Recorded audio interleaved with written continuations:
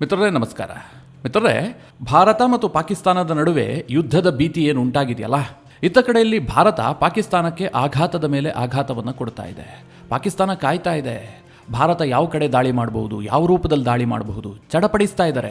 ಯಾಕೆಂದರೆ ಅವರಿಗೆ ಒಂದು ಕನ್ಫರ್ಮ್ ಆಗ್ತಾ ಇಲ್ಲ, ಭಾರತೀಯ ಸೇನೆಯ ನಡೆಯನ್ನು ಅವರು ಅರ್ಥ ಮಾಡ್ಕೊಳ್ಳೋದಕ್ಕೆ ಆಗ್ತಾ ಇಲ್ಲ. ಜಮ್ಮು ಕಾಶ್ಮೀರದ ಗಡಿಯಲ್ಲಿ ಒಂದು ರೀತಿಯ ಬೆಳವಣಿಗೆ ಆಗ್ತಾ ಇದ್ದರೆ, ಪಂಜಾಬ್ ಗಡಿಯಲ್ಲಿ ಇನ್ನೊಂದು ರೀತಿಯ ಬೆಳವಣಿಗೆ ಆಗ್ತಾ ಇದೆ. ಇತ್ತ ಅರಬ್ಬಿ ಸಮುದ್ರದ ಗಡಿಯಲ್ಲಿ ಮತ್ತೊಂದು ರೀತಿಯ ಬೆಳವಣಿಗೆಗಳಾಗ್ತಾ ಇದ್ದಾವೆ. ಭಾರತದ ನೇವಿಯು ಆ್ಯಕ್ಟಿವ್ ಆಗಿದೆ, ಭಾರತದ ಏರ್ಫೋರ್ಸ್ ಕೂಡ ಆ್ಯಕ್ಟಿವ್ ಆಗಿದೆ, ಭಾರತದ ಭೂಸೇನೆಯಂತೂ ಬಹಳ ಅಗ್ರೆಸಿವ್ ಆಗಿ ಮುನ್ನುಗ್ತಾ ಇದೆ. ಹೀಗಾಗಿ ಪಾಕಿಸ್ತಾನಕ್ಕೆ ಭಾರತ ಯಾವ ರೂಪದಲ್ಲಿ ದಾಳಿ ಮಾಡಬಹುದು, ಮಿಸೈಲ್ ಹಾಕ್ತಾರಾ, ಈ ಹಿಂದಿನಂತೆ ಸರ್ಜಿಕಲ್ ಸ್ಟ್ರೈಕ್ ಮಾಡ್ತಾರಾ, ಏರ್ ಸ್ಟ್ರೈಕ್ ಮಾಡ್ತಾರಾ, ಅದನ್ನೆಲ್ಲ ತಡೆಯೋದು ಹೇಗೆ ಅನ್ನೋದರಲ್ಲಿ ದಿನದ 24 ಗಂಟೆಯೂ ಕೂಡ ಪಾಕಿಸ್ತಾನ ಮುಳುಗಿ ಹೋಗಿದೆ. ಇದರ ನಡುವೆ ಭಾರತ ಈಗಾಗಲೇ ಡಿಪ್ಲೊಮ್ಯಾಟಿಕ್ ಸರ್ಜಿಕಲ್ ಸ್ಟ್ರೈಕನ್ನು ಮಾಡಿತ್ತು. ಸಿಂಧೂ ನದಿ ನೀರು ಹಂಚಿಕೆ ಒಪ್ಪಂದವನ್ನು ಭಾರತ ಸಸ್ಪೆಂಡ್ ಮಾಡಿತ್ತು. ಇದರ ಜೊತೆಗೆ ಇನ್ನೊಂದಿಷ್ಟು ಡಿಪ್ಲೊಮ್ಯಾಟಿಕ್ ಆ್ಯಕ್ಷನ್ಗಳನ್ನು ಕೂಡ ಭಾರತ ತೆಗೆದುಕೊಂಡಿತ್ತು. ಇದನ್ನು ಡಿಪ್ಲೊಮ್ಯಾಟಿಕಲ್ ಸರ್ಜಿಕಲ್ ಸ್ಟ್ರೈಕ್ ಅಂತಲೇ ಬಣ್ಣಿಸಲಾಗ್ತಾ ಇತ್ತು. ಇದರ ನಡುವೆ ಮಿತ್ರರೇ, ಭಾರತ ಇವತ್ತು ಡಿಜಿಟಲ್ ಸರ್ಜಿಕಲ್ ಸ್ಟ್ರೈಕನ್ನು ಮಾಡಿದೆ. ಇದು ತೀರಾ ಇಂಪಾರ್ಟೆಂಟ್. ಯಾಕೆ ಅಂತ ಮುಂದೆ ಹೇಳ್ತೇನೆ ನಿಮಗೆ. ಈ ಡಿಜಿಟಲ್ ಯುಗದಲ್ಲಿ ಒಂದು ದೇಶವನ್ನು ಯಾವ ರೀತಿಯಾಗಿ ನೀವು ವೀಕ್ ಮಾಡಬಹುದು, ಇದಕ್ಕೇನು ದೊಡ್ಡ ದೊಡ್ಡ ವೆಪನ್ನೇ ಬೇಕಾಗಿಲ್ಲ. ನೀವು ಅಣುಬಾಂಬನ್ನು ಇಟ್ಕೊಂಡಿರಿ ಅಥವಾ ನಿಮ್ಮ ಬಳಿಯಲ್ಲಿ ಬ್ಯಾಲಿಸ್ಟಿಕ್ ಮಿಸೈಲ್ಗಳಿರಲಿ, ಏನೇ ಬೇಕಾದರೂ ಇರಲಿ, ಆದರೆ ಡಿಜಿಟಲ್ ಅಸ್ತ್ರದ ಮೂಲಕ ಎಂತಹ ದೇಶವನ್ನಾದರೂ ವೀಕ್ ಮಾಡಬಹುದು, ದೇಶದ ಒಳಗೆ ವಿಭಜನೆಯನ್ನು ಮಾಡಬಹುದು. ನಾವಿವತ್ತು ಒಂದು ದೇಶದ ಮೇಲೆ ಯುದ್ಧ ಮಾಡ್ತೀವಿ ಅಂತಂದರೆ ನಮ್ಮೊಳಗಿನ ಯುನಿಟಿ ಬಹಳ ಮುಖ್ಯವಾಗತ್ತೆ. ನಮ್ಮಲ್ಲೇ ವಿಭಿನ್ನತೆ ಇದ್ದು ಬಿಟ್ಟರೆ ನಾವು ಬೇರೆ ದೇಶದೊಂದಿಗೆ ಯುದ್ಧ ಮಾಡಿ ಗೆಲುವನ್ನು ಸಾಧಿಸೋದಕ್ಕೆ ಸಾಧ್ಯ ಇಲ್ಲ. ಹೀಗಾಗಿ ಶತ್ರುಗಳ ಡಿಜಿಟಲ್ ಅಸ್ತ್ರದ ಮೇಲೆ ನಿಗಾ ಇಡುವಂಥದ್ದು ಒಂದು ದೇಶಕ್ಕೆ ಬಹಳ ಮುಖ್ಯವಾಗುತ್ತೆ. ಇವತ್ತು ಭಾರತ ಅದಕ್ಕೋಸ್ಕರವಾಗಿ ಡಿಜಿಟಲ್ ಸರ್ಜಿಕಲ್ ಸ್ಟ್ರೈಕನ್ನು ಮಾಡಿದೆ. ಪಾಕಿಸ್ತಾನದವರು ಭಾರತದಲ್ಲಿ ಸುಳ್ಳು ನರೇಟಿವನ್ನು ಬಿಲ್ಡ್ ಮಾಡುವಂಥ ಪ್ರಯತ್ನವನ್ನು ಮಾಡ್ತಾ ಇದ್ರಲ್ಲ, ಫಾಲ್ಸ್ ಪ್ರಪಗೆಂಡವನ್ನು ಹರಡ್ತಾ ಇದ್ರಲ್ಲ, ಅದಕ್ಕೆ ಬ್ರೇಕ್ ಹಾಕುವಂಥ ಒಂದು ದೊಡ್ಡ ಕೆಲಸವನ್ನು ಮಾಡಿದೆ. ಅದರ ಬಗ್ಗೆ ಈ ವಿಡಿಯೋದಲ್ಲಿ ನಿಮಗೆ ಡೀಟೇಲ್ ಆಗಿ ತಿಳಿಸ್ಕೊಡ್ತೀನಿ. ನೀವು ಈ ವಿಡಿಯೋನ ಕೊನೆವರೆಗೂ ಮಿಸ್ ಮಾಡದೆ ನೋಡಿ. ಮಿತ್ರರೇ, ಭಾರತದ ಜಮ್ಮು ಕಾಶ್ಮೀರದ ಪೆಹಲ್ಗಾಮ್ನ ಬೈಸರನ್ ಪ್ರಾಂತ್ಯದಲ್ಲಿ ಉಗ್ರರು ಅಟ್ಯಾಕ್ ಮಾಡ್ತಾರೆ. ಬಹಳ ನಿರ್ದಯವಾಗಿ ಅಮಾಯಕರನ್ನು ಕೊಲ್ತಾರೆ. ಈ ಒಂದು ಘಟನೆಯನ್ನು ನೋಡಿ ಇಡೀ ವಿಶ್ವ ಬೆಚ್ಚಿ ಬಿದ್ದಿತ್ತು. ಭಾರತದಲ್ಲಂತೂ ವಿಪರೀತವಾದಂತಹ ಖಂಡನೆ ವ್ಯಕ್ತವಾಯಿತು. ಭಾರತ ಈ ಘಟನೆಯ ವಿರುದ್ಧವಾಗಿ ಒಂದಾಗಿ ನಿಂತುಕೊಳ್ತು. ಎಷ್ಟರ ಮಟ್ಟಿಗೆ ಅಂತಂದರೆ ವಿಪಕ್ಷಗಳು ಕೂಡ ಕೇಂದ್ರ ಸರ್ಕಾರ ಏನೇ ಮಾಡಿದ್ರೂ ಕೂಡ ನಾವು ಅವರ ಬೆಂಬಲಕ್ಕೆ ನಿಲ್ತೀವಿ. ಇದು ಬಹಳ ಮುಖ್ಯವಾಗುತ್ತೆ ಮಿತ್ರರೇ. ನೀವು ಸರ್ಜಿಕಲ್ ಸ್ಟ್ರೈಕ್ ಮಾಡಿದಾಗಿರಬಹುದು, ಏರ್ ಸ್ಟ್ರೈಕ್ ಮಾಡಿದಾಗಿರಬಹುದು, ಪುಲ್ವಾಮಾ ದಾಳಿ ಆದಾಗಿರಬಹುದು, ಭಾರತದ ವಿಪಕ್ಷಗಳು ಬಹಳ ಕೀಳು ಮಟ್ಟದ ರಾಜಕಾರಣವನ್ನು ಮಾಡಿಬಿಟ್ವು. ನಾವು ಏರ್ ಸ್ಟ್ರೈಕ್ ಮಾಡಿ ಬಂದರೆ ಪಾಕಿಸ್ತಾನದವ್ರು ಹೇಳ್ತಾ ಇದ್ದಾರೆ ನಮಗೆ ಭಾರತದವ್ರು ಹೊಡೆದಿದ್ದಾರೆ ಅಂತ. ಆದರೆ ಭಾರತದಲ್ಲಿ ವಿಪಕ್ಷಗಳು ಅದನ್ನು ಒಪ್ಕೊಳ್ಳೋದಕ್ಕೆ ಸಿದ್ಧ ಇರಲಿಲ್ಲ. ಯಾಕೆಂದರೆ ಇನ್ನೇನು ಕೆಲವೇ ದಿನಗಳಲ್ಲಿ ಎಲೆಕ್ಷನ್ ಇತ್ತು. ಹೀಗಾಗಿ ಭಾರತದಲ್ಲಿ ಅದು ರಾಜಕೀಯ ವಿಚಾರ ಆಗುತ್ತೆ ಅಂತೇಳಿ ಅದರ ರಾಜಕೀಯ ಲಾಭವನ್ನು ಪಡೀತಾರೆ ಬಿಜೆಪಿಯವರು ಅಂತ ದೇಶದ ಹಿತಾಸಕ್ತಿಯನ್ನು ವಿಪಕ್ಷಗಳು ಬದಿಗಿಟ್ಬಿಟ್ಟಿದ್ವು. ಆದರೆ ಈ ಬಾರಿ ಹಾಗಾಗಲಿಲ್ಲ. ಅದಕ್ಕೆ ಬೇರೆ ಬೇರೆ ಕಾರಣಗಳಿರಬಹುದು. ಯಾಕೆಂದರೆ ಈ ಹಿಂದೆ 2 ಬಾರಿ ವಿಪಕ್ಷಗಳು ಹೊಡೆತ ತಿಂದಿದ್ದಾವೆ. ಈ ಬಾರಿ ನಾವು ಆ ತಪ್ಪು ಮಾಡೋದಿಲ್ಲ ಅಂಥೇಳಿ ದೇಶದ ಹಿತಾಸಕ್ತಿಗಾಗಿ ನಾವು ಕೇಂದ್ರ ಸರ್ಕಾರದ ಜೊತೆಗೆ ನಿಂತ್ಕೊಳ್ತೀವಿ. ಈ ದಾಳಿಯ ವಿರುದ್ಧವಾಗಿ ಕೇಂದ್ರ ಸರ್ಕಾರ ಹಾಗೆ ನರೇಂದ್ರ ಮೋದಿ ಅವರು ಏನೇ ತೀರ್ಮಾನ ಕೈಗೊಂಡರೂ ಕೂಡ ಸರ್ಕಾರದ ಬೆನ್ನಿಗೆ ನಾವು ನಿಂತ್ಕೊಳ್ತೀವಿ ಅಂತ ವಿಪಕ್ಷಗಳು ಹೇಳಿದ್ವು. ಮಿತ್ರರೇ, ಈ ಯೂನಿಟಿಯನ್ನು ನೋಡಿ ಪಾಕಿಸ್ತಾನ ಬೆದರು ಹೋಗಿಬಿಟ್ಟಿದೆ. ಯಾಕೆಂದರೆ ಸಾಮಾನ್ಯವಾಗಿ ಭಾರತದಲ್ಲಿ ಇಂತಹ ಯೂನಿಟಿ ಕಾಣೋದಕ್ಕೆ ಸಿಗೋದಿಲ್ಲ. ನಮ್ಮಲ್ಲಿ ಏನಾಗ್ತಾ ಇರುತ್ತೆ ಅಂತಂದರೆ ಒಂದು ಎತ್ತು ಏರಿಗೆ ಎಳಿತಾ ಇರುತ್ತೆ, ಇನ್ನೊಂದು ಎತ್ತು ನೀರಿಗೆ ಎಳಿತಾ ಇರುತ್ತೆ. ಭಾರತದಲ್ಲೇ ಪಾಕಿಸ್ತಾನದ ಸಿಂಪತೈಸರ್ ಸಂಖ್ಯೆ ಬಹಳಷ್ಟಿದೆ. ಅದನ್ನು ನಾನೇನು ನಿಮಗೆ ವಿವರಿಸಿ ಹೇಳಬೇಕಾಗಿಲ್ಲ. ನಮ್ಮಲ್ಲಿ ಒಬ್ಬ ರಾಜ್ಯಸಭಾ ಸದಸ್ಯ ಚುನಾವಣೆಯನ್ನು ಗೆದ್ದಂತಹ ಸಂದರ್ಭದಲ್ಲಿ ಪಾಕಿಸ್ತಾನ್ ಜಿಂದಾಬಾದ್ ಅನ್ನುವಂತಹ ಘೋಷಣೆಗಳು ಕೇಳಿಬರ್ತವೆ. ಅಂತಹ ಕುನ್ನಿಗಳನ್ನು ನಾವು ಒಳಗಡೆ ಇಟ್ಕೊಂಡು ಸಾಕ್ತಾ ಇದ್ದೀವಿ. ಇದು ನಮ್ಮ ದುರದೃಷ್ಟಕರ ಸಂಗತಿ. ಆದರೆ ಈಗ ಭಾರತಕ್ಕೆ ಒಂದು ಸಂಕಷ್ಟದ ಪರಿಸ್ಥಿತಿ ಇದೆಯಲ್ಲ, ಅಂತಹ ಕ್ರೂರ ಉಗ್ರ ದಾಳಿಯ ವಿರುದ್ಧವಾಗಿ ಭಾರತ ಸೆಟೆದು ನಿಲ್ಲಬೇಕು. ಈ ಪರಿಸ್ಥಿತಿಯಲ್ಲಿ ನಮ್ಮ ಒಡಕುಗಳು ಹೊರಗಡೆ ಕಾಣಬಾರದು. ಭಾರತೀಯರದ್ದು ಒಂದೇ ಧ್ವನಿಯಾಗಿರಬೇಕು. ಪೆಹಲ್ಗಾಮ್ ಘಟನೆಯಾದ ಬಳಿಕ ಭಾರತ ಆ ಒಗ್ಗಟ್ಟನ್ನು ಇಷ್ಟು ದಿನ ಪ್ರದರ್ಶನ ಮಾಡಿದೆ. ಪಾಕಿಸ್ತಾನದ ಕುತಂತ್ರಿಗಳು ಏನು ಮಾಡ್ತಾ ಇದ್ರು ಅಂತಂದರೆ ಭಾರತದ ಈ ಒಗ್ಗಟ್ಟನ್ನು ಒಡೆಯೋದಕ್ಕೋಸ್ಕರವಾಗಿ ಸುಳ್ಳು ಪ್ರೊಪಗ್ಯಾಂಡವನ್ನು ಬಿಲ್ಡ್ ಮಾಡೋದಕ್ಕೆ ಯತ್ನ ಮಾಡ್ತಾ ಇದ್ರು. ಭಾರತದ ಭದ್ರತಾ ಲೋಪ ಅನ್ನುವಂಥದ್ದು, ಭಾರತದ ಸೈನಿಕರು ಅಲ್ಲೇನೋ ಸಮಯಕ್ಕೆ ಸರಿಯಾಗಿ ಬಂದಿಲ್ಲ ಅಂತ, ಈ ರೀತಿಯ ಸುಳ್ಳು ಸುದ್ದಿಗಳನ್ನು ಭಾರತದಲ್ಲಿ ಪ್ರಚಾರ ಮಾಡುವಂತಹ ಕೆಲಸವನ್ನು ಪಾಕಿಸ್ತಾನದ ಸೋಷಿಯಲ್ ಮೀಡಿಯಾ ಇನ್ಫ್ಲೂಯೆನ್ಸರ್ಸ್ ಮಾಡ್ತಾ ಇದ್ರು. ಪಾಕಿಸ್ತಾನದ ನ್ಯೂಸ್ ಚಾನೆಲ್ಗಳು ಕೂಡ ಇದೇ ಕೆಲಸವನ್ನು ಮಾಡ್ತಾ ಇದ್ವು. ಅದಕ್ಕೋಸ್ಕರವಾಗಿ ಈಗ ಕೇಂದ್ರ ಸರ್ಕಾರ ಪಾಕಿಸ್ತಾನದ ವಿರುದ್ಧ ಡಿಜಿಟಲ್ ಸರ್ಜಿಕಲ್ ಸ್ಟ್ರೈಕನ್ನು ಮಾಡಿದೆ. ಪಾಕಿಸ್ತಾನದ ಬರೋಬ್ಬರಿ 16 ಯೂಟ್ಯೂಬ್ ಚಾನೆಲ್ಗಳನ್ನು ಭಾರತದಲ್ಲಿ ಬ್ಯಾನ್ ಮಾಡಲಾಗಿದೆ. ಇವತ್ತೇ ಅವುಗಳನ್ನು ಕ್ರ್ಯಾಕ್ ಡೌನ್ ಮಾಡಲಾಗಿದೆ. ಅವುಗಳಲ್ಲಿ ಪಾಕಿಸ್ತಾನದ ನ್ಯೂಸ್ ಚಾನಲ್ಗಳ ಯೂಟ್ಯೂಬ್ ಚಾನಲ್ಗಳೂ ಕೂಡ ಇದ್ದಾವೆ, ಕೆಲ ಪ್ರಭಾವಿ ಯೂಟ್ಯೂಬರ್ಸ್ಗಳ ಯೂಟ್ಯೂಬ್ ಚಾನಲ್ಗಳು ಕೂಡ ಇದ್ದಾವೆ. ಉದಾಹರಣೆಗೆ ಹೇಳಬೇಕು ಅಂತಂದರೆ ಮಾಜಿ ಕ್ರಿಕೆಟಿಗ ಶೋಯಬ್ ಅಖ್ತರ್ ಅವರ ಯೂಟ್ಯೂಬ್ ಚಾನಲ್ ಅದನ್ನು ಕೂಡ ಬ್ಯಾನ್ ಮಾಡಲಾಗಿದೆ. ಯಾಕಂದರೆ ಈ ಅಖ್ತರ್ ಕೂಡ ಒಮ್ಮೆ ಭಾರತವನ್ನು ಹೊಗಳ್ತಾ ಇರ್ತಾನೆ, ಇಂತಹ ಘಟನೆ ಬಂದಂತಹ ಸಂದರ್ಭದಲ್ಲಿ ಬಾಯಿಗೆ ಬಂದಂತೆ ಮಾತನಾಡ್ತಾನೆ. ಹೀಗಾಗಿ ಇವನ ಚಾನಲನ್ನು ಕೂಡ ಭಾರತದಲ್ಲಿ ಬ್ಯಾನ್ ಮಾಡಲಾಗಿದೆ. ಜೊತೆಗೆ ಮುಜಫಿರ್ ಶಾ ಅನ್ನುವಂಥ ಯೂಟ್ಯೂಬರ್ ಇನ್ಫ್ಲೂಯೆನ್ಸರ್ ಆತನ ಚಾನಲ್ ಕೂಡ ಭಾರತದಲ್ಲಿ ಬ್ಯಾನ್ ಆಗುತ್ತೆ. ಇದರ ಜೊತೆಗೆ ಇರ್ಷಾದ್ ಭಟ್ಟಿ, ಅಸ್ಮಾ ಸಿರಾಜಿ, ಉಮರ್ ಚೀಮಾ ಇವರೆಲ್ಲರ ಯೂಟ್ಯೂಬ್ ಚಾನಲ್ಗಳನ್ನು ಭಾರತದಲ್ಲಿ ಇವತ್ತಿನಿಂದಲೇ ಬ್ಯಾನ್ ಮಾಡಲಾಗಿದೆ. ಅವರ ವಿಡಿಯೋಗಳು ಇನ್ನು ಭಾರತದಲ್ಲಿ ಸಿಗೋದಿಲ್ಲ.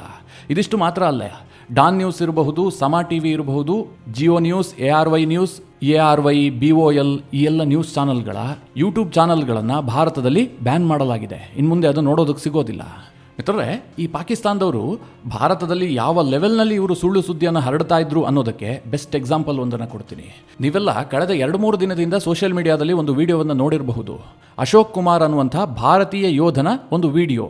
ಹಾಗಂತ ಅವರು ಪ್ರೊಜೆಕ್ಟ್ ಮಾಡಿದ್ರು, ನನ್ನ ಹೆಸರು ಅಶೋಕ್ ಕುಮಾರ್, ನಾನು ಭಾರತೀಯ ಸೇನೆಯಲ್ಲಿ ಕೆಲಸ ಮಾಡುವಂಥ ಜವಾನ್ ಆಗಿದ್ದೀನಿ, ನನಗೆ ಈ ಘಟನೆ ಆಘಾತ ತಂದಿದೆ, ಭಾರತೀಯ ಸೇನೆಯ ಬಗ್ಗೆಯೇ ಸಾಕಷ್ಟು ಅನುಮಾನಗಳು ಮೂಡ್ತಾ ಇದ್ದಾವೆ, ಇದೊಂದು ಪೂರ್ವ ನಿಯೋಜಿತವಾದಂತಹ ಕೃತ್ಯ, ಯಾಕೆಂದರೆ ಸೇನೆಯ ನಡವಳಿಕೆ ಆ ರೀತಿಯಾಗಿ ಅನುಮಾನವನ್ನು ಹುಟ್ಟುಹಾಕ್ತಾ ಇದೆ, ಭಾರತದಲ್ಲಿ ರಾಜಕೀಯ ಹಿತಾಸಕ್ತಿಗೋಸ್ಕರವಾಗಿ ಈ ರೀತಿಯ ಘಟನೆಗಳನ್ನು ಮಾಡಿಸಲಾಗಿದೆ ಅಂತೇಳಿ ಒಂದು ವಿಡಿಯೋವನ್ನು ರಿಲೀಸ್ ಮಾಡಿದ್ದ. ಮಿತ್ರರೇ, ಅಕ್ಷರಶಃ ಈ ವಿಡಿಯೋವನ್ನು ನೋಡಿದಂತಹ ಸಂದರ್ಭದಲ್ಲಿ ನನಗೂ ಕೂಡ ಆಘಾತ ಆಗಿತ್ತು.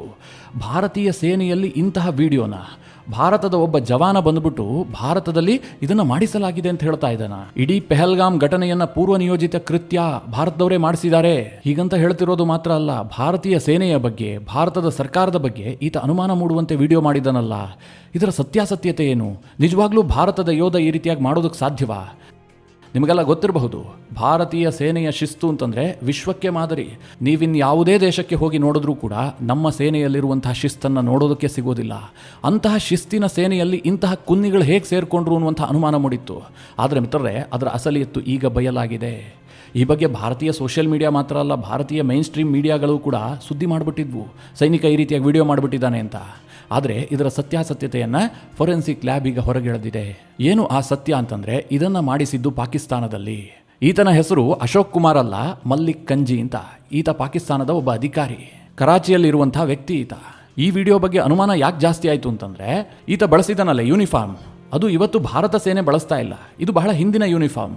ಭಾರತ ಈಗ ಡಿಜಿಟಲ್ ಫಿಕ್ಸಲ್ಲಿ ಇರುವಂಥ ಯೂನಿಫಾರ್ಮನ್ನು ಬಳಸ್ತಾ ಇದೆ. ಈ ವಿಡಿಯೋ ಮಾಡುವಂತಹ ಸಂದರ್ಭದಲ್ಲಿ ಪಾಕಿಸ್ತಾನದ ಈ ಮಂಕ್ ದಿಣ್ಣಗಳಿಗೆ ಅಷ್ಟು ಸೂಕ್ಷ್ಮ ಅರ್ಥ ಆಗಿಲ್ಲ. ಭಾರತದ ಯೂನಿಫಾರ್ಮ್ ಈಗ ಬದಲಾಗಿದೆ, ಭಾರತೀಯ ಸೇನೆ ಡಿಜಿಟಲ್ ಫಿಕ್ಸಲ್ಲಿ ಇರುವಂಥ ಯೂನಿಫಾರ್ಮನ್ನು ಬಳಸ್ತಾ ಇದೆ. ಇದ್ಯಾವುದು ಅವ್ರಿಗೆ ಗೊತ್ತಾಗಿಲ್ಲ. ಗೊತ್ತಾದರೂ ಕೂಡ ಅವ್ರಿಗೆ ಆ ಯೂನಿಫಾರ್ಮ್ ಸಿಕ್ಕಿದೆಯೋ ಇಲ್ವೋ ಗೊತ್ತಿಲ್ಲ. ಹೀಗಾಗಿ ಇದೆಲ್ಲದರ ಸತ್ಯ ಈಗ ಹೊರಗೆ ಬಂತು, ಇದು ಪಾಕಿಸ್ತಾನದ ಕುತಂತ್ರ ಅಂತ. ಆದರೆ ಮಿತ್ರರೇ, ಈ ವಿಡಿಯೋ ಸಾಕಷ್ಟು ವೈರಲ್ ಆಗಿಬಿಟ್ಟಿತ್ತು. ಇದನ್ನು ಮೊದಲಿಗೆ ಅಪ್ಲೋಡ್ ಮಾಡಿದ್ದು ಪಾಕಿಸ್ತಾನದ @war_analyst ಅನ್ನುವಂಥ ಎಕ್ಸ್ ಖಾತೆಯಲ್ಲಿ. ಈ ವಿಡಿಯೋ ಭಾರತದಾದ್ಯಂತ ಸದ್ದು ಮಾಡಿತ್ತು. ಇದರ ಸತ್ಯ ಹೊರ ಬರ್ತಿದ್ದಂತೆ ಆ ವಿಡಿಯೋ ಈಗ ಕಣ್ಮರೆಯಾಗಿದೆ. ಮಿತ್ರರೇ, ಭಾರತದಲ್ಲಿ ಇಂತಹದ್ದಕ್ಕೆ ಕಾಯ್ತಾ ಇರ್ತಾರೆ. ಈಗಾಗಲೇ ಭಾರತದಲ್ಲಿರುವಂತಹ ಲೆಫ್ಟ್ ಮೈಂಡ್ ಸೆಟ್ಗಳು ನರೇಂದ್ರ ಮೋದಿಯನ್ನು ಪ್ರಶ್ನೆ ಮಾಡೋದಕ್ಕೆ ಶುರು ಮಾಡಿದರೆ, ಈ ಘಟನೆಯ ಬಗ್ಗೆ ಅನೇಕ ರೀತಿಯ ಪ್ರೊಪಗ್ಯಾಂಡಾವನ್ನು ಬಿಲ್ಡ್ ಮಾಡೋದಕ್ಕೆ ಭಾರತದ ಒಳಗೆ ಯತ್ನ ಮಾಡ್ತಾ ಇದ್ದಾರೆ. ಏನು ನಮ್ಮ ದೇಶದಲ್ಲಿ ಎಲ್ಲರೂ ಸಾಚಾ ಇದ್ದಾರೆ ಅಂತ ಅಂದುಕೊಳ್ಬೇಡಿ. ಮೋದಿ ಬಿಹಾರದಲ್ಲಿ ನಕ್ರು ಅಂತ ಒಬ್ಬ ಟ್ವೀಟ್ ಮಾಡ್ತಾನೆ. ಇನ್ನು ಕೆಲವರು ಹೇಳ್ತಾ ಇದ್ದಾರೆ, ಆ ಉಗ್ರರು ಸಾಯಿಸುವಂತಹ ಸಂದರ್ಭದಲ್ಲಿ ಯಾರ ಧರ್ಮವನ್ನು ಕೇಳಿಲ್ಲ, ಯಾರ ಪ್ಯಾಂಟನ್ನು ಬಿಚ್ಚಿಲ್ಲ, ಇದೆಲ್ಲ ಸುಳ್ಳು ನರೇಟಿವ್ ಬಿಲ್ಡ್ ಮಾಡುವಂತಹ ಕೆಲಸ ಮಾಡ್ತಾ ಇದ್ದಾರೆ ಹೀಗಂತ ಕೆಲವರು ಆರೋಪ ಮಾಡ್ತಾ ಇದ್ದಾರೆ. ಮಿತ್ರರೇ, ಇದನ್ನು ಯಾರು ನರೇಂದ್ರ ಮೋದಿ ಅವರು ಬಂದು ಹೇಳಿದ್ದಲ್ಲ, ಅಥವಾ ಅಮಿತ್ ಶಾ ಜಮ್ಮು ಕಾಶ್ಮೀರಕ್ಕೆ ಹೋಗಿ ನಿಂತ್ಕೊಂಡು ಇಲ್ಲಿ ಎಲ್ಲರ ಪ್ಯಾಂಟ್ ಬಿಚ್ಚಿದ್ದಾರೆ ಅಂತ ಹೇಳಿಲ್ಲ. ಅದನ್ನು ಹೇಳಿರುವಂತಹದ್ದು ಅಲ್ಲಿ ಸತ್ತು ಹೋಗಿದಾರಲ್ಲ, ಪ್ರಾಣ ತೆತ್ತಿದಾರಲ್ಲ, ಅವರ ಪತ್ನಿಯರು, ಅವರು ಪ್ರತ್ಯಕ್ಷ ಸಾಕ್ಷಿ, ಐ ವಿಟ್ನೆಸ್. ಗಂಡನ ಕಳೆದುಕೊಂಡಂತಹ ಪತ್ನಿ ತನ್ನ ಗಂಡನಿಗೆ ಗುಂಡಿಟ್ಟು ಹೊಡೆಯುವಂತಹ ಸಂದರ್ಭದಲ್ಲಿ ಜೊತೆಗೆ ಇದ್ದಂತಹ ಪತ್ನಿ ನನ್ನ ಗಂಡನನ್ನು ಈ ರೀತಿಯಾಗಿ ಕೊಂದ್ರು ಅಂತ ಹೇಳಿದ್ದನ್ನೂ ಕೂಡ ಅನುಮಾನದಿಂದ ನೋಡುವಂತಹ ಅನುಮಾನ ಪಿಚಾಚಿಗಳು ಭಾರತದಲ್ಲಿದ್ದಾವೆ. ಇಂತಹದರಲ್ಲಿ ಪಾಕಿಸ್ತಾನದ ಡಿಜಿಟಲ್ ಕಂಟೆಂಟ್ ಕ್ರಿಯೇಟರ್ಸ್ಗಳು ಭಾರತದ ವಿರುದ್ಧ ಇನ್ನು ಯಾವ ಹಂತದಲ್ಲಿ ಸುಳ್ಳು ನರೇಟಿವನ್ನು, ಸುಳ್ಳು ಪ್ರೊಪಗ್ಯಾಂಡವನ್ನು ಬಿಲ್ಡ್ ಮಾಡಬಹುದು ಅಂತ ಯೋಚನೆ ಮಾಡಿ. ಅದಕ್ಕೋಸ್ಕರವಾಗಿ ಕೇಂದ್ರ ಸರ್ಕಾರ ಬಹಳ ದೃಢವಾದಂತಹ ನಿರ್ಧಾರ ಕೈಗೊಂಡಿದೆ. ಒಟ್ಟು 16 ಯೂಟ್ಯೂಬ್ ಚಾನಲ್ಗಳನ್ನು, ಅದರಲ್ಲಿ ಪಾಕಿಸ್ತಾನದ ಪ್ರಮುಖ ನ್ಯೂಸ್ ಚಾನಲ್ಗಳ ಯೂಟ್ಯೂಬ್ಗಳು ಸೇರಿದೆ, ಎಲ್ಲದನ್ನು ಬ್ಯಾನ್ ಮಾಡಿ ಹಾಕಿದೆ. ಇವತ್ತೇ ನೀವು ಹುಡುಕಿದ್ರೂ ಕೂಡ ಸಿಗೋದಿಲ್ಲ. ಆ ರೀತಿಯಾಗಿ ಕೇಂದ್ರ ಸರ್ಕಾರ ಡಿಜಿಟಲ್ ಸರ್ಜಿಕಲ್ ಸ್ಟ್ರೈಕನ್ನು ಮಾಡಿದೆ. ನಿಮಗೆ ನೆನಪಿರಬಹುದು, ಗಲ್ವಾನ್ ಘರ್ಷಣೆ ಆದ ಬಳಿಕ ಭಾರತ ಮತ್ತು ಚೀನಾದ ನಡುವೆ ಇದೇ ರೀತಿಯ ಉದ್ವಿಗ್ನ ಪರಿಸ್ಥಿತಿ ಉಂಟಾಗಿತ್ತು. ಆಗ ಭಾರತ ಸರ್ಕಾರ ಏನ್ ಮಾಡ್ತು, ಚೈನಾದ ಪ್ರಮುಖ ಆ್ಯಪ್ಗಳನ್ನು ಬ್ಯಾನ್ ಮಾಡೋದಕ್ಕೆ ಮುಂದಾಯಿತು. ಭಾರತ ಸರಿಸುಮಾರು 200ಕ್ಕೂ ಹೆಚ್ಚು ಚೀನಿ ಆ್ಯಪ್ಗಳನ್ನು ಬ್ಯಾನ್ ಮಾಡಿದೆ. ಅದರಲ್ಲಿ ಅತ್ಯಂತ ಮುಖ್ಯವಾಗಿದ್ದು ಟಿಕ್ ಟಾಕ್ ಬ್ಯಾನ್ ಮಾಡಿದ್ದರ ಲಾಭ ನಮಗೆ ಯಾವಾಗ ಗೊತ್ತಾಯಿತು ಅಂತಂದ್ರೆ, ಈ ಇಸ್ರೇಲ್ ಮತ್ತು ಪ್ಯಾಲೆಸ್ತೈನ್ ನಡುವೆ ಯುದ್ಧ ಶುರುವಾಯ್ತಲ್ಲ, ಆ ಸಂದರ್ಭದಲ್ಲಿ ಇದೇ ಟಿಕ್ ಟಾಕ್ನಿಂದ ಅಮೆರಿಕ ಒದೆ ತಿಂತು. ಈ ಬಗ್ಗೆ ಆ ಸಂದರ್ಭದಲ್ಲೇ ನಿಮಗೆ ವಿಡಿಯೋ ಮಾಡಿ ತಿಳಿಸಿದ್ದೆ. ಈ ಟಿಕ್ ಟಾಕ್ನಿಂದಾಗಿ ಅಮೆರಿಕದಲ್ಲಿ ಯಾವ ಪರಿಸ್ಥಿತಿ ನಿರ್ಮಾಣ ಆಯಿತು ಅಂತಂದ್ರೆ, ಅಮೆರಿಕದಲ್ಲಿದ್ದಂತಹ ಬೈಡನ್ ಸರ್ಕಾರ ಇಸ್ರೇಲ್ ಜೊತೆಗೆ ಗಟ್ಟಿಯಾಗಿ ನಿಂತ್ಕೊಳ್ಳೋದಾಗಿ ಹೇಳಿತು. ಅಷ್ಟು ಮಾತ್ರ ಅಲ್ಲ, ಇಸ್ರೇಲ್ಗೆ ಪೂರ್ಣ ಪ್ರಮಾಣದ ಸಹಕಾರವನ್ನು ಕೂಡ ಕೊಡ್ತು. ಆದರೆ ಈ ಟಿಕ್ ಟಾಕ್ನಲ್ಲಿ ಅಮೆರಿಕ ಮಾಡ್ತಿರೋದು ತಪ್ಪು, ಇಸ್ರೇಲ್ ಯಾವ ರೀತಿಯಾಗಿ ಈ ಗಾಜಾದಲ್ಲಿ ನರಮೇಧ ಮಾಡ್ತಾ ಇದೆ, ಇದೆಲ್ಲದರ ಬಗ್ಗೆ ಕೆಲವೊಂದಷ್ಟು ಭಾವನಾತ್ಮಕ ವಿಡಿಯೋಗಳನ್ನು, ಸುಳ್ಳು ವಿಡಿಯೋಗಳನ್ನು ಮಾಡಿ ಟಿಕ್ ಟಾಕ್ನಲ್ಲಿ ಹರಿಬಿಡಲಾಯಿತು. ಮಿತ್ರರೇ, ಅಮೆರಿಕದಲ್ಲಿ ಯುವಕರು ಅತಿ ಹೆಚ್ಚಿನ ಸಂಖ್ಯೆಯಲ್ಲಿ ಟಿಕ್ ಟಾಕನ್ನು ಬಳಸ್ತಾರೆ. ಅವರು ಅದನ್ನು ನೋಡಿ ಇನ್ಫ್ಲೂಯೆನ್ಸ್ ಆಗಿಬಿಟ್ರು. ಅಮೆರಿಕದ ಸರ್ಕಾರ ಮಾಡ್ತಿರೋದು ಸರಿಯಲ್ಲ, ಮಾನವೀಯತೆಯ ವಿರುದ್ಧವಾಗಿ ಅಮೆರಿಕ ನಿಂತ್ಕೊಂಡಿದೆ ಅಂತೇಳಿ ಅಮೆರಿಕದ ಸರ್ಕಾರದ ವಿರುದ್ಧವೇ ಅಲ್ಲಿನ ಯುವಕರು ಸಿಡಿದೆದ್ರು. ಅಮೆರಿಕ ನಿರಂತರವಾಗಿ ಪ್ರತಿಭಟನೆಯನ್ನು ಎದುರಿಸಬೇಕಾಗಿ ಬಂತು. ಯುರೋಪ್ನಲ್ಲೂ ಕೂಡ ಇಂತಹ ಅನೇಕ ಘಟನೆಗಳು ನಡೆದವು. ಇದಕ್ಕೆಲ್ಲ ಕಾರಣ ಏನು ಕೇಳಿದ್ರೆ, ಟಿಕ್ ಟಾಕ್ ಅಂದರೆ ಚೈನಾ ತನ್ನ ಡಿಜಿಟಲ್ ವಾರ್ಫೇರ್ ಮೂಲಕವಾಗಿ ಅಮೆರಿಕವನ್ನೇ ವೀಕ್ ಮಾಡುವಂತಹ ಪ್ರಯತ್ನ ಮಾಡಿಬಿಡ್ತು. ಈ ವಿಚಾರದಲ್ಲಿ ಮಿತ್ರರೇ, ಭಾರತ ಮೊದಲೇ ಎಚ್ಚೆತ್ತುಕೊಂಡಿದ್ದರಿಂದಾಗಿ ಭಾರತಕ್ಕಂತಹ ಪರಿಣಾಮ ಗೊತ್ತಾಗಿಲ್ಲ. ಇವತ್ತೂ ಸಹ ಅಷ್ಟೇ, ಭಾರತ ಇಂದಲ್ಲ ನಾಳೆ ಪಾಕಿಸ್ತಾನದ ಮೇಲೆ ಒಂದು ಸೈನಿಕ ಕಾರ್ಯಾಚರಣೆಯನ್ನು ಮಾಡಿಯೇ ಮಾಡುತ್ತೆ. ನೀವು ಯಾವುದೇ ಡೌಟನ್ನು ಇಟ್ಕೊಳ್ಬೇಡಿ, ಅದು ಯಾವ ರೂಪದಲ್ಲಿ ಬೇಕಾದರೂ ಆಗಿರಬಹುದು. ಅಂತಹ ಸಂದರ್ಭದಲ್ಲಿ ಭಾರತವನ್ನು ವೀಕ್ ಮಾಡುವಂತಹ, ಭಾರತದ ಮನೋಸ್ಥೈರ್ಯವನ್ನು ಕುಸಿಯುವಂತೆ ಮಾಡುವಂತಹ ಅನೇಕ ಪ್ರಯತ್ನಗಳು ನಡೆಯುತ್ತೆ. ಅದಕ್ಕೆ ಅವರು ಬಳಸುವಂತಹ ಅಸ್ತ್ರ ಯಾವುದು ಕೇಳಿದ್ರೆ ಡಿಜಿಟಲ್ ಅಸ್ತ್ರ. ಅದನ್ನೇ ಡಿಜಿಟಲ್ ವಾರ್ಫೇರ್ ಅಂತ ಈ ಮಾಡರ್ನ್ ಯುಗದಲ್ಲಿ ಕರೆಯಲಾಗುತ್ತೆ. ಮಿತ್ರರೇ, ನಾನು ನಿಮ್ಮೆಲ್ಲರಲ್ಲಿ ಮಾಡುವಂತಹ ವಿನಂತಿ ಇಷ್ಟೇ. ಏನೇ ರಾಜಕಾರಣ ಇರಬಹುದು, ನೀವು ಬಿಜೆಪಿಯನ್ನು ಬೆಂಬಲಿಸಬಹುದು, ಕಾಂಗ್ರೆಸ್ಸನ್ನು ಬೆಂಬಲಿಸಬಹುದು, ಇನ್ಯಾವುದೋ ಪಕ್ಷದ ಬೆಂಬಲಿಗರಾಗಿರಬಹುದು, ನಿಮ್ಮ ಚಿಂತನೆಗಳು ಏನೇ ಇರಬಹುದು. ನಮ್ಮ ಈ ಚಿಂತನೆಗಳು, ನಾವು ಹೀಗೆ ಬದುಕಬೇಕು, ನಾವು ಇಷ್ಟೊಂದು ಮುಕ್ತವಾಗಿ ಸ್ವತಂತ್ರವನ್ನು ಹೊಂದಿರಬೇಕು ಅಂತಂದರೆ ನಮ್ಮ ದೇಶ ಇದೇ ರೀತಿಯಾಗಿ ಅಸ್ತಿತ್ವದಲ್ಲಿರಬೇಕು.